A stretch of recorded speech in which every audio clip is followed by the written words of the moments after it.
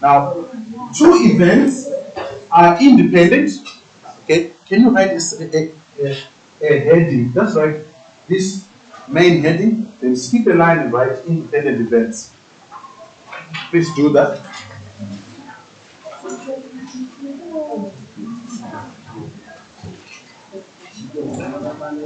Independent events. I'm going to dictate a definition of independent events.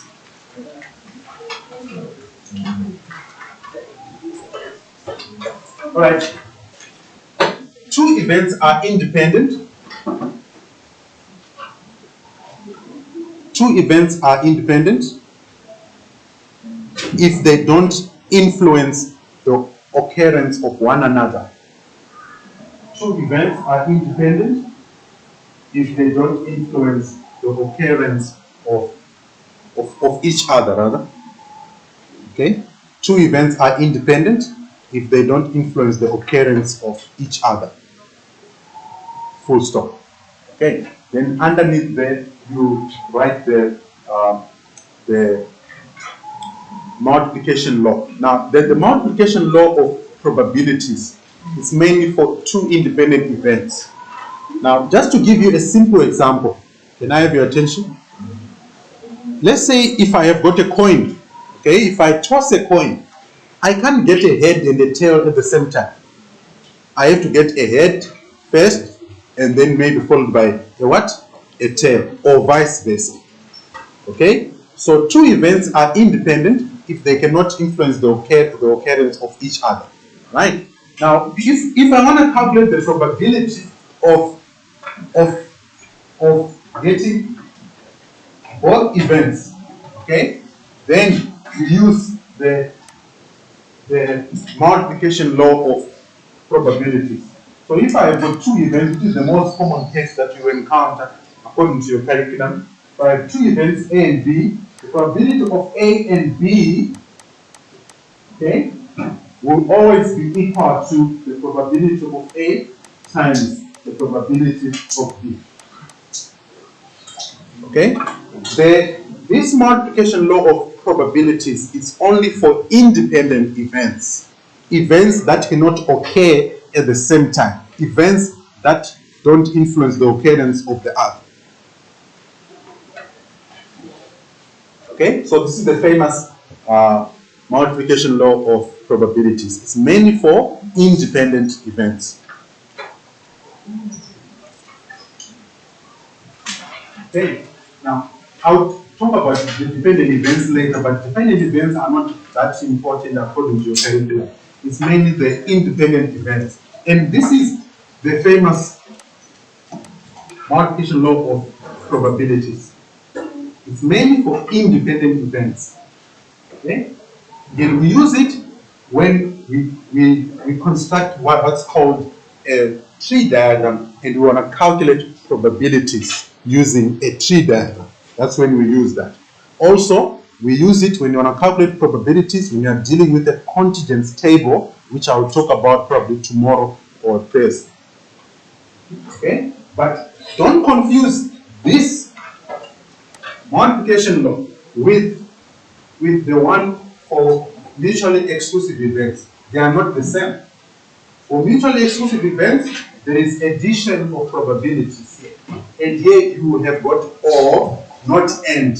Remember, I told you that when you see the word or in probability, it means and. If you see the word and, it means multiply. In probability. Okay? So some learners, from my experience, they confuse the multiplication law and the one for mutually exclusive events. And sometimes the complementary rule, because the complementary rule can also be written as probability of A plus probability of B, and this is equal to 1. You don't confuse those. Okay? So, let's go to an example that we can use to construct. I'll do an example to construct a Venn diagram. Okay? Sorry, a tree diagram. So tree diagrams, they are used when you are dealing with a combination of two or more activities. According to your curriculum, mainly it's two activities or two events or three events. But the three events are very rare because they are more complex. They take more time to work with. Okay, so you normally encounter two-event tree diagram. Okay, so we can use those tree diagrams when you want to work with the combined outcomes of events that are either independent or dependent. Now, let's just introduce that. Now, I'm sure you know, like me, I'm independent of my parents. Okay, financially. Okay, well, what that means is I don't need them financially. Okay, so when you're talking about events now, it means if two events are independent, it means they don't need the other one for them to take place. Okay, and also they cannot take place at the same time.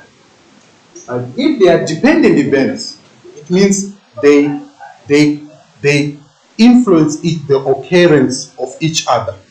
It's the opposite now. Okay, you can write it down somewhere.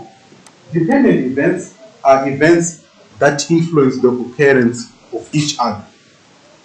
Okay, remember I gave you a definition of independent event. Now this is the dependent events. Dependent events, they influence the occurrence of each other. Your parents have an influence on you financially or in every aspect of your life. Okay? But especially when it comes to finance. Dependent events are events that influence the occurrence of each other. In most cases, we'll be dealing with two events, in most cases.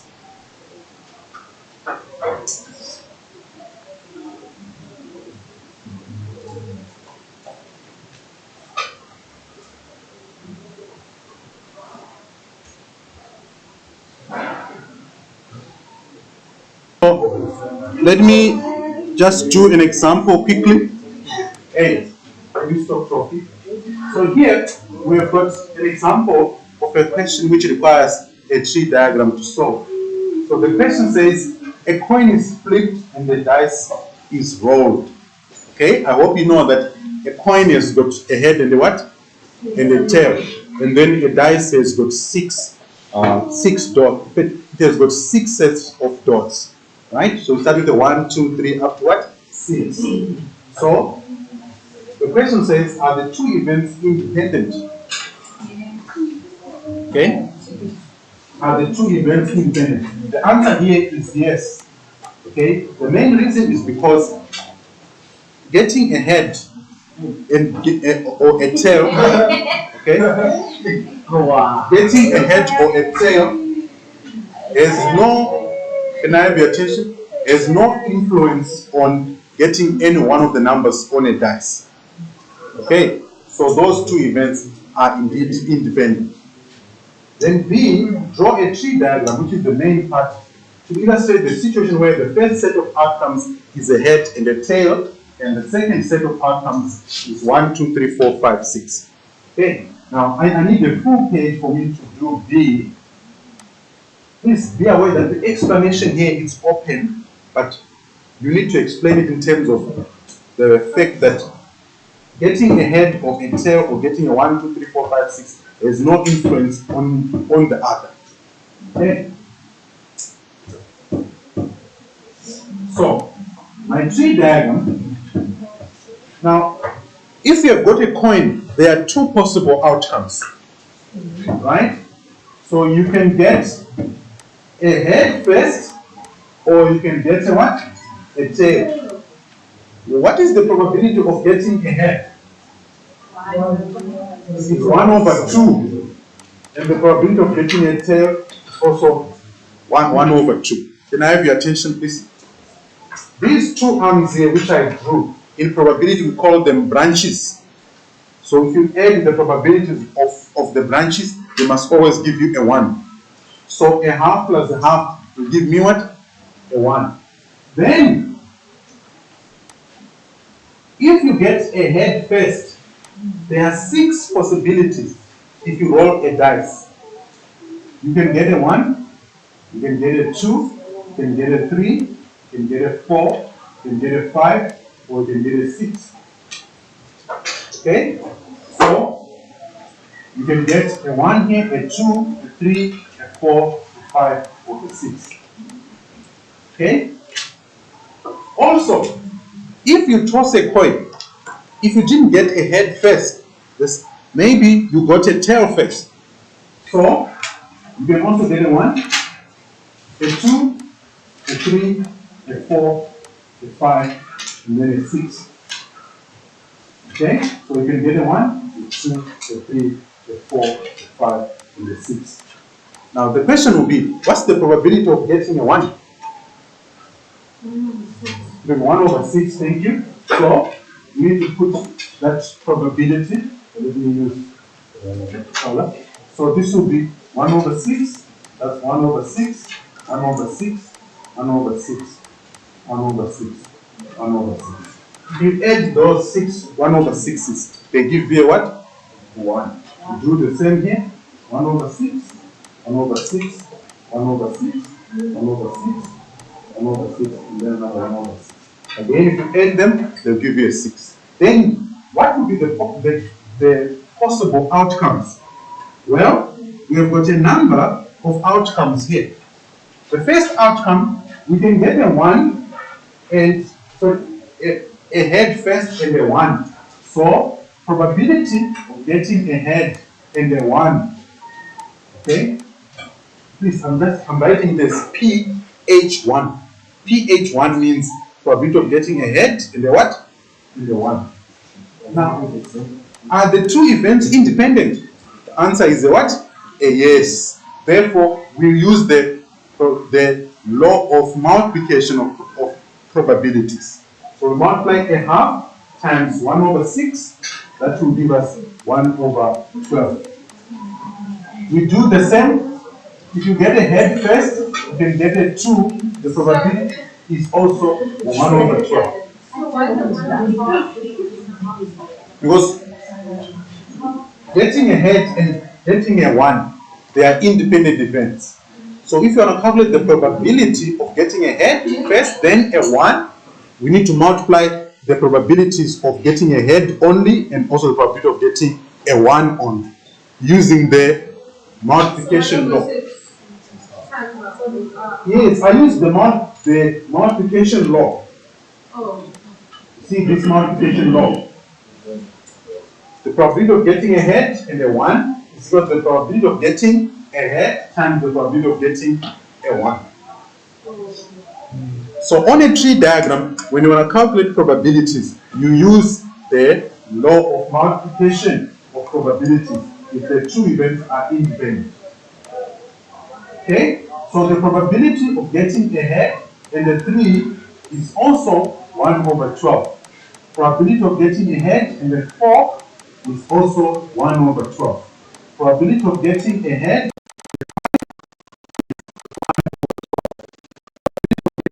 and a 6 is 1/12. Then the probability of getting a tail and a 1, okay, P tail and a 1 is also 1/12. Probability of getting a tail and a 2 is 12. The probability of getting a tail and a 3 is 1/12. Probability of getting a tail and a 4 is 1/12. Probability of getting a tail and a 5 is again 1/12. Then lastly, the probability of getting a tail and a 6 is also 1/12. Okay, so I've done now constructing the tree diagram and completing it. Okay, then the next thing now is, it's important for you to know that the probabilities that you get from using the multiplication law of probabilities, they also add up to 1. So if I add all this, my answer that I'm supposed to get is also a 1. Always, whenever you've got a tree diagram, you're supposed to get the total of those probabilities as a 1. Are you following? Huh? Okay, so let's. Okay. Okay, I'm going to refer to my tree diagram. Can I have your attention, please? We only have 5 minutes now, and I need to use those 5 minutes wisely. All right. So after drawing, the question now says, Emmanuel flips a coin and rolls a dice. Okay, determine the probability as a common function in simplest form that Manuel gets a head and a 4. Okay, so the probability of getting a head and a 4, and the probability of getting a head and a 4, okay, this will be equal to, now if you go to the probability of getting a head and a 4, it's 1 over what? 12. Okay, so that will be 1 over 12. Then the probability of getting a tail and a 6 is also 1 over 12. Okay, it's right at the bottom here. Probability of getting a tail and a 6 is 1 over 12. Right? Then the probability of getting a head and an odd number. The probability of getting a head and an odd number, what this means is we need to identify all the possible outcomes that involve a head and an odd number. Right? So our odd numbers start with 1, then we have got 3, and then we have got what? 5. So we add those probabilities. So this will be 1 over 12 plus 1 over 12 plus 1 over 12, and this will give us 3 over 12, which is a quarter. Okay, and then we are done. All right.